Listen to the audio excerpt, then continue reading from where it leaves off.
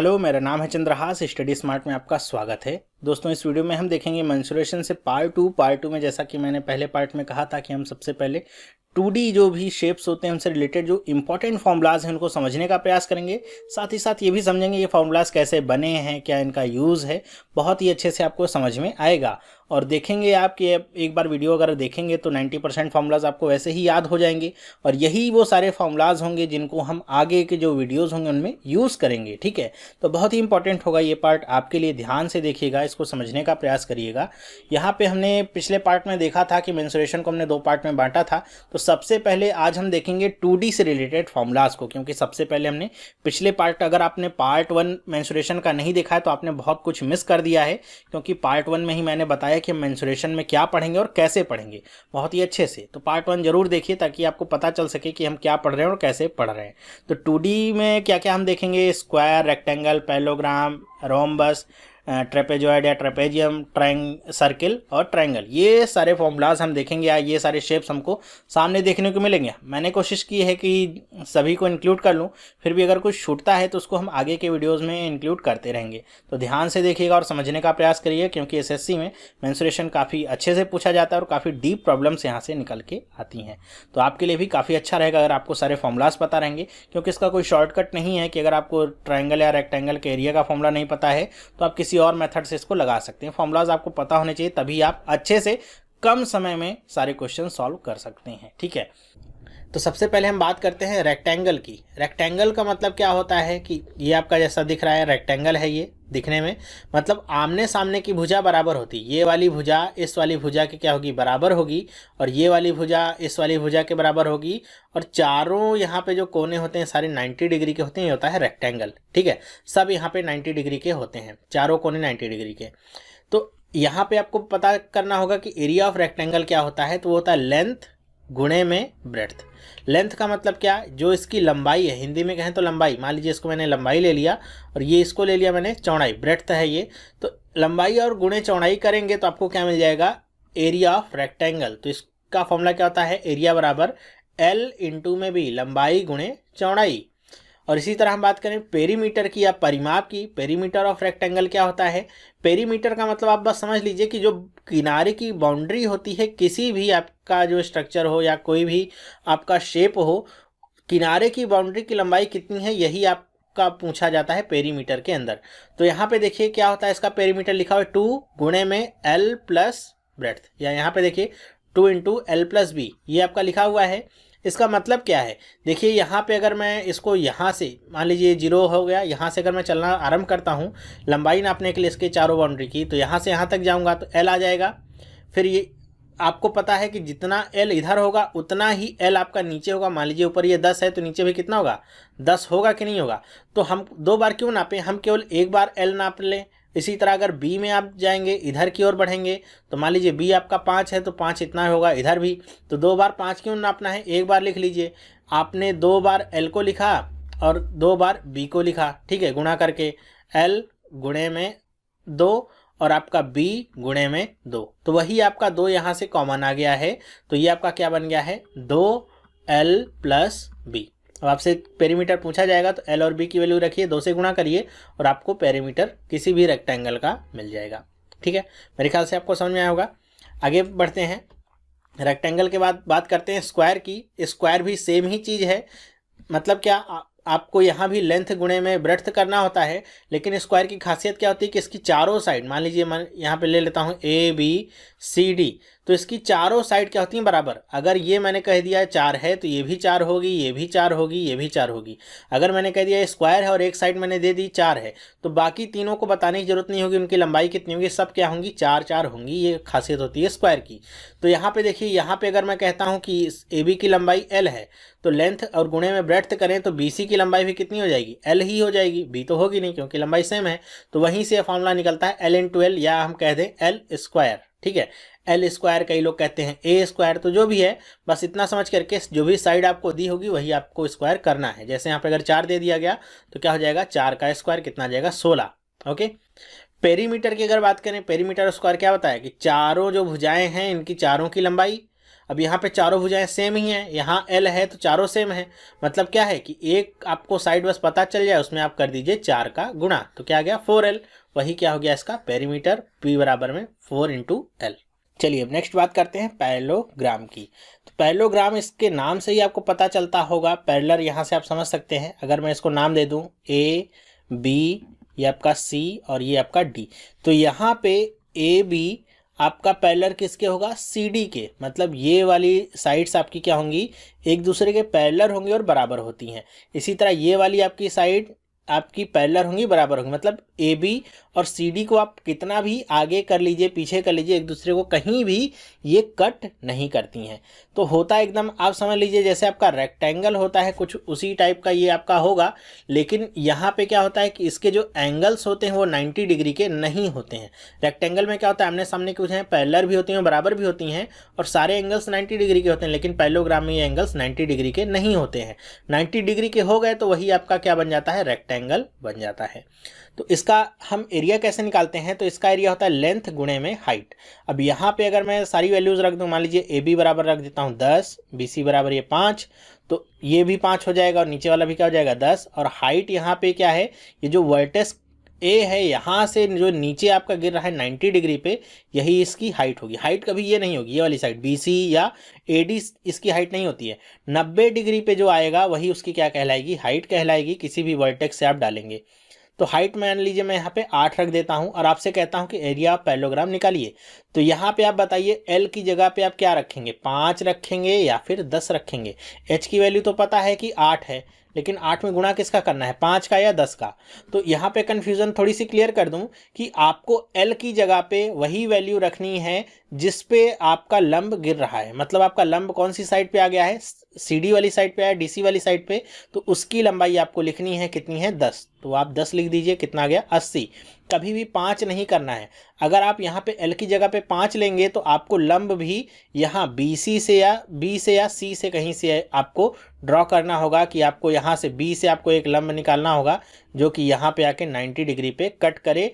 तो आप 5 लेंगे और इस वाले हाइट की का गुणा करेंगे उसमें, ठीक है। इतनी सी बात बस थी, यही आपको याद रखना था। यहाँ पे कई लोग इसको B × H कहते हैं कि बेस इंटू हाइट। तो बस हाइट तो पता है आपको क्या है, B की जगह पे, L की जगह पे, A की जगह पे कर रखना क्या है कि आपकी हाइट देख लीजिए कौन से साइड पे गिर रही है, 90 डिग्री का कोण कौन सी साइड से बना रही है, बस उसी साइड की लंबाई आपको लिखनी है। नेक्स्ट बात करते हैं ट्राइंगल की। ट्राइंगल से भी बहुत सारे आपके क्वेश्चंस बनते हैं, तो ट्राइंगल के बारे में आप समझ लीजिए कि इसका एरिया आप कैसे निकाल सकते हैं।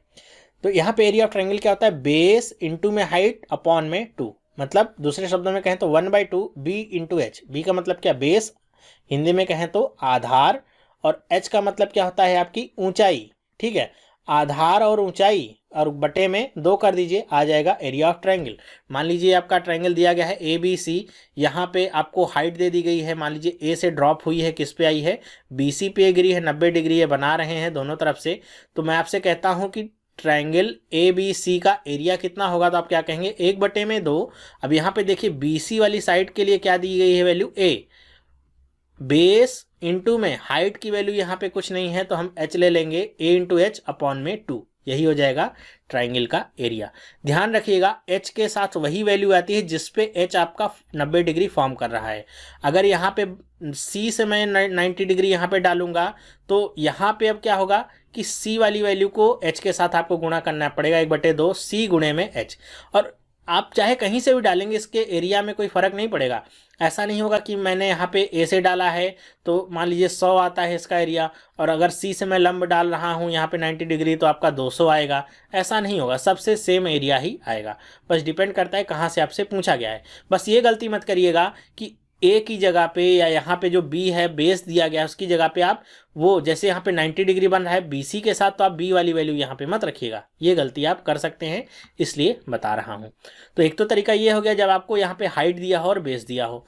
दूसरा तरीका इसका क्या हो सकता है कि जब आपको हाइट वगैरह नहीं दिया हो, तीनों साइड की केवल लंबाई दी हो। मान लीजिए ऐसे आपका ट्राइंगल बना हुआ है, ये ABC यहाँ पे ऐसे बना हुआ है ABC, और एक दे दिया 4, एक दे दिया 5 और एक दे दिया 9, ये तीनों साइड दे दिया, हाइट वगैरह कुछ नहीं दिया।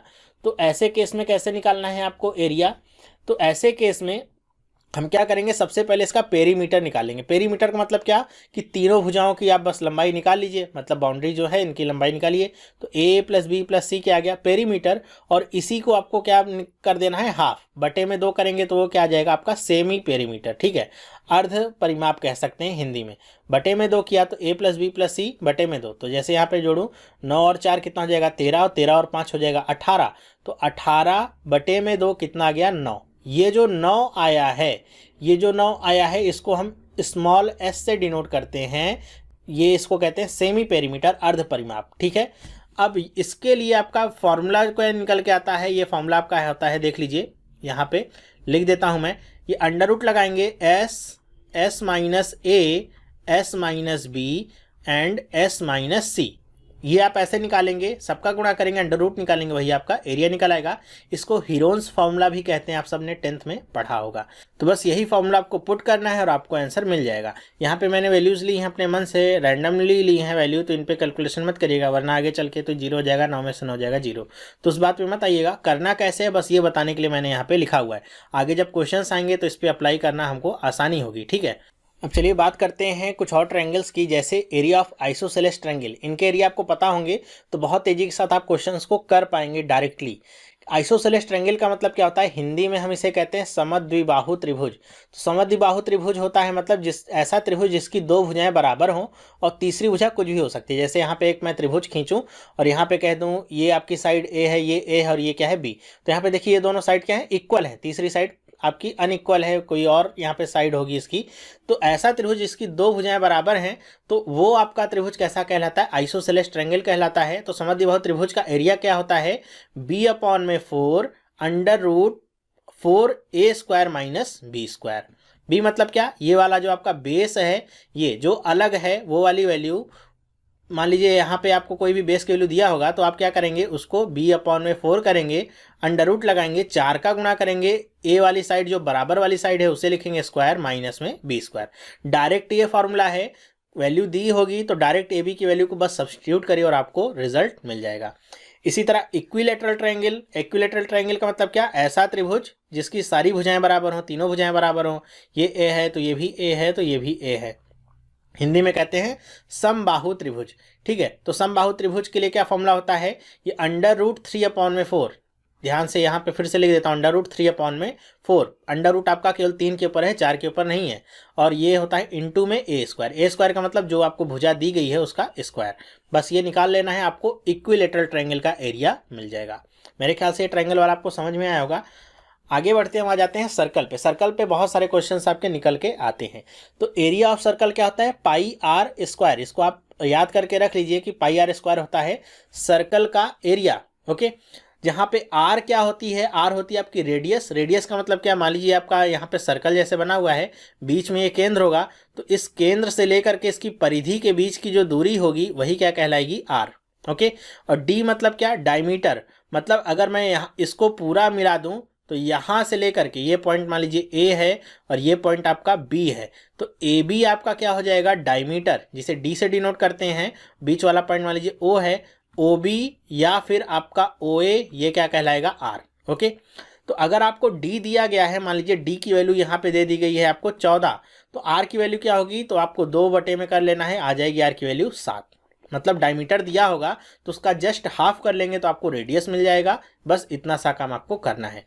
सरकमफ्रेंस ऑफ सर्कल का मतलब क्या होता है, जैसे हमने अभी तक पेरीमीटर पढ़ा था, तो सर्कल के केस में इसे बोलते हैं सरकमफ्रेंस, परिधि बोलते हैं, परिमाप नहीं, क्या, परिधि। मतलब अगर मैं बी से चलना प्रारंभ करूं तो ये आउटर आउटर ऐसे चलूंगा, पूरा ट्रैक आकर फिर से बी पे खत्म हो जाऊं, तो ये पूरी लंबाई कितनी होगी, तो वो आपको कहते हैं होती है 2πr, 2 गुणे में पाई गुणे में आर। और पाई का मतलब क्या है, यहाँ पे आप सब जानते होंगे, पाई की वैल्यू आप 3.14 रख सकते हैं या फिर 22/7, दोनों में से कोई एक वैल्यू आप पाई के रखेंगे, क्या है, कांस्टेंट वैल्यू आपकी होती है। आर की वैल्यू आपको दिया ही रहेगा या फिर आपको किसी तरीके से बताने की कोशिश की जाएगी, हिंट दिया जाएगा क्वेश्चन में। आगे बढ़ते हैं, ये आपका एक रहता है ट्रेपेजियम, और इसी तरह आपका रोम्बस वगैरह भी आता है। अगर आपके क्वेश्चंस में लूँगा तो वहाँ पे क्लियर कर दूंगा उसका क्या फॉर्मूला है। रोम्बस को आप समझ सकते हैं, रोम्बस का मतलब भी बस वही होता है कि आपका वो स्क्वायर है, बस उसके जो एंगल्स होते हैं वो 90 डिग्री के नहीं होते हैं, बाकी सब कुछ उसमें सेम ही होता है। तो ट्रेपेजियम का मतलब क्या होता है, इस तरह की कुछ आकृति होती है। इसमें अगर मैं नामकरण कर दूं ए बी सी और डी, तो ए बी पैरेलल होती है सी डी के, बस इसकी यही खासियत होती है, ए बी पैरेलल होती है सी डी के।